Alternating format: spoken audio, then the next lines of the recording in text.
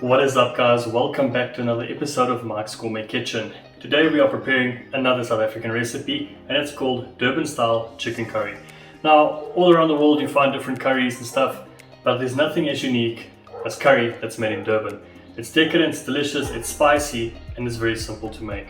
If you guys do enjoy today's video, don't forget to drop a like down below, comment and subscribe. Let's get cooking.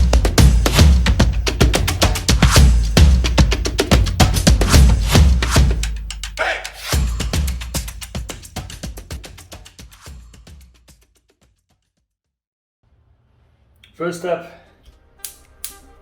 get some heat going and a nice large pan. Into our pan, about 5 tablespoons of some sunflower oil.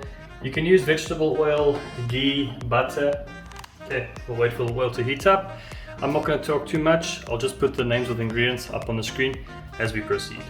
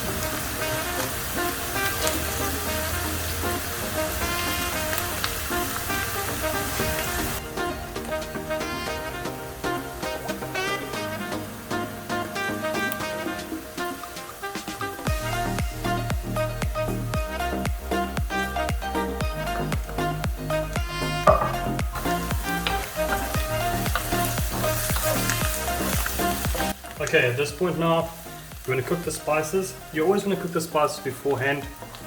A lot of people, when they cook curries, tend to add spice afterwards or after adding meat.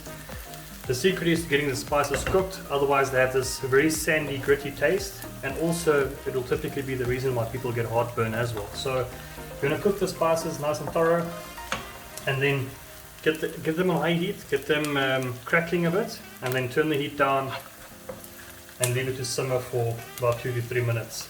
After that, we'll go ahead and add our tomato puree and our fresh tomatoes. Okay, our spices have been cooking for a while. Let's go ahead and add our fresh tomato.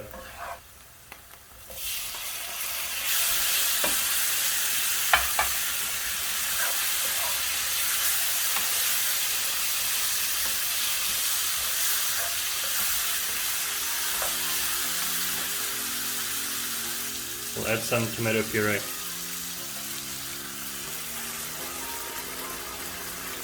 Okay, what I tend to do now is, the same can of tomato puree comes in, I'll fill it all the way to the top with some hot water. Our can with the water I just put aside. Let's reduce down this tomato puree and the tomatoes slightly, then we'll go ahead and add our chicken.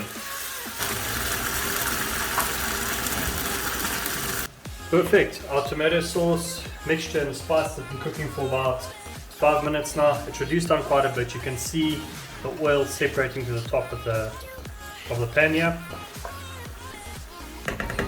Now we will start to add our chicken.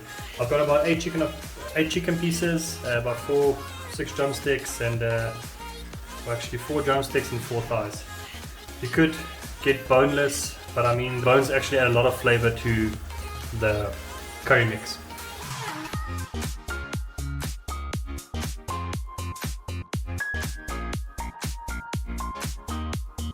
Let's add some of our sauce on top of the chicken. Great, our chicken pieces are in. Now that can of water that we saved earlier, we'll go ahead and add that to the mix.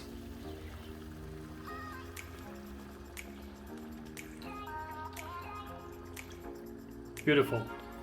I know it looks a bit watery now, but don't stress too much. We're going to leave this now, cook it for about 45 minutes, and then we'll have a look. During that 45 minutes, just be sure to check out the water the whole time. Make sure it doesn't dry out. You don't want to burn the chicken and the spices. Also, at this point now, you can add your preference of salt. Okay, one last thing I forgot. You can add 1 cubed potato or 2, depending on how thick you want the mixture to be and how many portions you're preparing.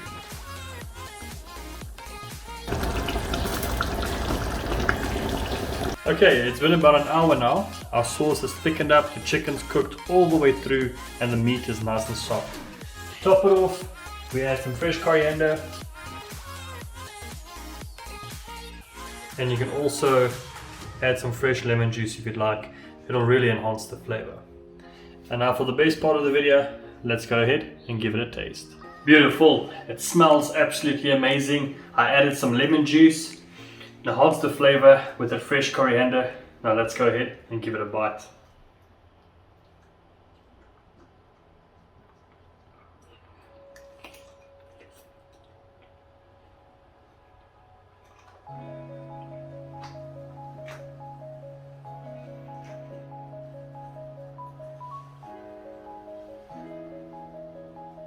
It's actually so tough to grab.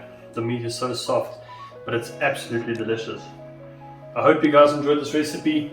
If you did, drop a like down below, comment and subscribe, and I'll see you in the next one.